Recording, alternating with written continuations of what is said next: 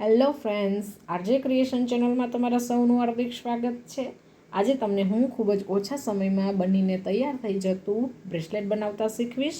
તો અહીંયા મેં એક ટ્રાન્સપરન્ટ રબર લીધેલું છે જે બ્રેસલેટ બનાવવા માટે જ ઉપયોગી છે।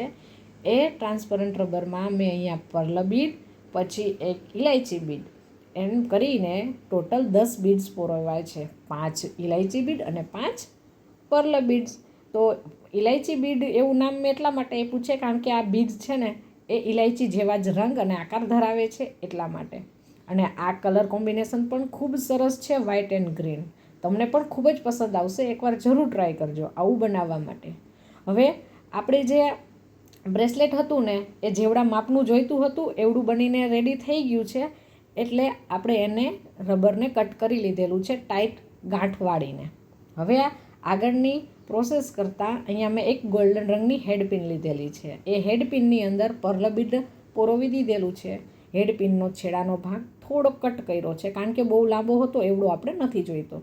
પછી એ છેડાને આપણે રાઉન્ડ શેપમાં વાળી દીધેલો છે અને એવું જ આપણે આ ઇલાયચી બીડને હેડપિનની અંદર પરોવીને કરવાનું છે। એટલે આપણે ટોટલ આવી રીતના 2 બીડ તૈયાર કરવાના છે હેડપિનવાળા। પછી 2 ગોલ્ડન ચેનના નાના નાના ટુકડા લીધેલા છે, એને જમ્પરિંગની અંદર પરોવી અને પહેલાં આપણે 2 જે બીડ રેડી કર્યા છે ને એને અલગ અલગ આ ટુકડાઓમાં પરોવી દઈશું જમ્પરિંગની મદદથી।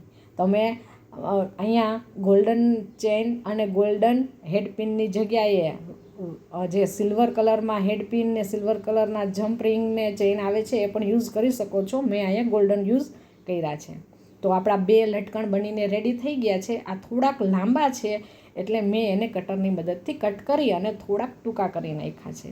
હવે આ બંને લટકણને આપણે એક જમ્પરિંગની અંદર પરોવીશું અને એ જમ્પરિંગને પછી છે એ બ્રેસલેટ આપણે જે બનાવ્યું છે ને એની અંદર પરોવી દઈશું અને એને ખૂબ જ સરસ રીતના પેક કરશું કે જેથી કરીને જમ્પરિંગમાંથી એ લટકણ નીકળી ન જાય।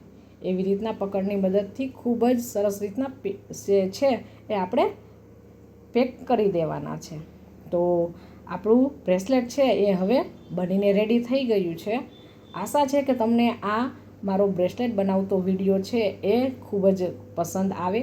મારા વિડીયોને જો પસંદ આવે તમને તો લાઈક કરો, શેર કરો અને કોમેન્ટ કરો અને આવા જ વિડીયો જોતા રહો। ત્યાં સુધી બાય બાય।